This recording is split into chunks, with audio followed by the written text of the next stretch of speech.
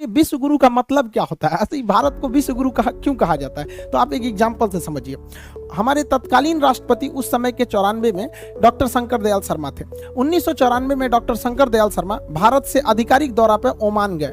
Oman की राजधानी मस्कत पर जब हमारे राष्ट्रपति डॉक्टर शंकर दयाल शर्मा का हवाई जहाज लैंड किया तो ओमान के जो किंग थे, वहां के राजा, वो कभी किसी को रिसीव करने एयरपोर्ट पर नहीं जाते। ये प्रोटोकॉल मतलब नियम कानून होता है। किसी देश के राष्ट्रपति वगैरह नहीं जाते जब तक कोई बहुत खास मेहमान नहीं आ जाता। और लेकिन वहां पर किंग जो है वो प्रोटोकॉल तोड़ दिए। और अमूमन अगर कोई प्रोटोकॉल तोड़ के आता भी है तो वो रिसीव करने के लिए नीचे खड़ा रहता है और राष्ट्रपति खुद उतर के आते हैं। लेकिन ओमान के राजा के यानी ओमान के किंग के साथ ऐसा नहीं हुआ। हमारे डॉक्टर शंकर दयाल शर्मा अभी हवाई जहाज में बैठे ही थे तो ओमान के किंग सीढ़ियों से चढ़कर खुद गए और डॉक्टर शंकर दयाल शर्मा को उनके सीट के पास से जाकर रिसीव करके उन्हें लेकर आए थे।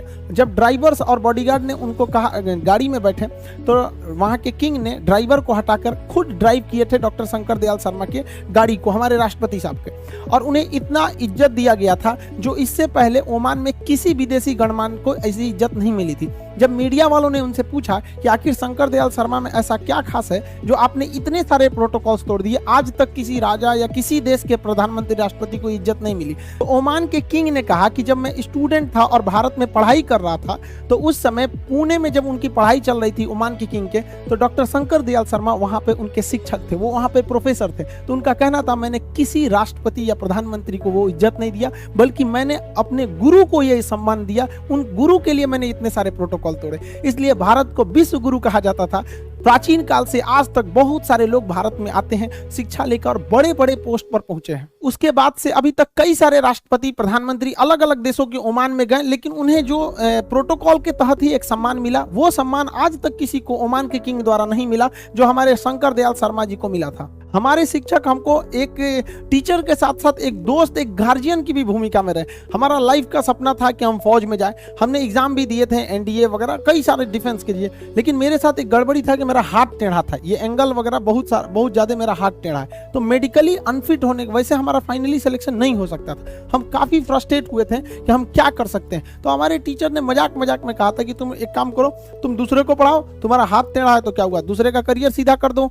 टीचर्स ने हर वक्त में मोटिवेशन किया, चाहे कहीं पे भी, स्कूलिंग लाइफ में कभी मार्क्स खराब आ जाना, कभी इस सब में, तो टीचर्स हमेशा सपोर्ट में किए। एक बार हमको याद है कि ग्रेजुएशन में बीएससी में थे हम, मेरे मार्क्स बहुत ही खराब थे, ग्रेजुएशन 49% था। इतना कम बहुत खराब होता है, ये तो एक नॉर्मल से भी लड़कों का भी इससे ज़्यादा ही आता है। मार्क्स बहुत कम आए थे, हम टेंशन में हो गए थे वहाँ पे। तो उन्होंने कहा टेंशन क्या लेते हो, लाइफ में टॉप करो, स्कूल या एग्जाम में टॉप किए ना किए कोई फर्क नहीं पड़ता है यहाँ पर। इसलिए किसी भी लाइफ की एंट्री भले खराब हो लेकिन एग्जिट एकदम तगड़ा होना चाहिए। आपका बचपना भले गरीबी में बीता हो लेकिन आपके माँ बाप की बुढ़ापा कभी गरीबी में नहीं बीतनी चाहिए। और लाइफ में ठोकर लगना तो बहुत जरूरी है, क्योंकि ताश में जोकर और जिंदगी में ठोकर कभी भी माहौल बदल सकते हैं। और बुरा वक्त से कभी घबराना नहीं चाहिए, क्योंकि बुरा वक्त ही बताता है कि लोग क्या थे और हम क्या समझ रहे थे। लाइफ में सबके साथ चैलेंजेस आते हैं, सबके जीवन में कठिनाइयां आती हैं। कठिनाइयों का आना एक पार्ट ऑफ लाइफ है और उससे जीत कर निकल जाना एक आर्ट ऑफ लाइफ है। सबके जीवन में संघर्ष आते हैं, हम लोग के समय में भी आए थे।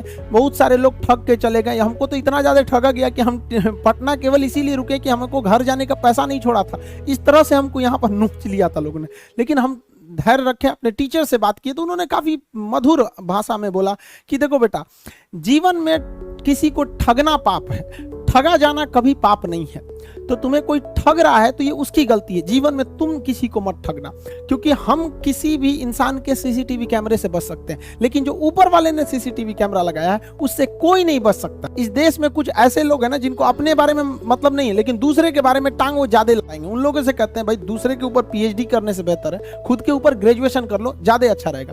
हमको एक बार 22 मई को रिपोर्ट ऑन खान सर पूरा ट्विटर पे ट्रेंड कर दिया सर, आप लोगों ने देखा होगा, अजीब सा माहौल बना दिया उन लोगों ने। कीजिएगा, वक्त जब बिगड़ता है तो गूंगे भी बुराई करने लगते हैं, जब लोग बराबरी नहीं कर पाते तो पैरों के नीचे खुदाई करने लगते हैं, लेकिन ऐसे लोग ज्यादा देर तक टिकते नहीं हैं, सारे लोग खत्म हो जाते हैं। वैसे भी जब इस कंट्रोवर्सी चल रही थी मेरे ऊपर तो सारे स्टूडेंट ने, सारे शिक्षक, अलग अलग फील्ड के, कुछ डॉक्टर्स, वकील, मतलब इवन जो लोग एजुकेशन से डायरेक्ट नहीं जुड़े हैं, इनडायरेक्टली जुड़े हैं, उन लोगों ने भी बहुत सपोर्ट किया। आप सभी लोग का आज के दिन बहुत बहुत धन्यवाद करते हैं, ताकि आप लोगों ने बहुत ज्यादा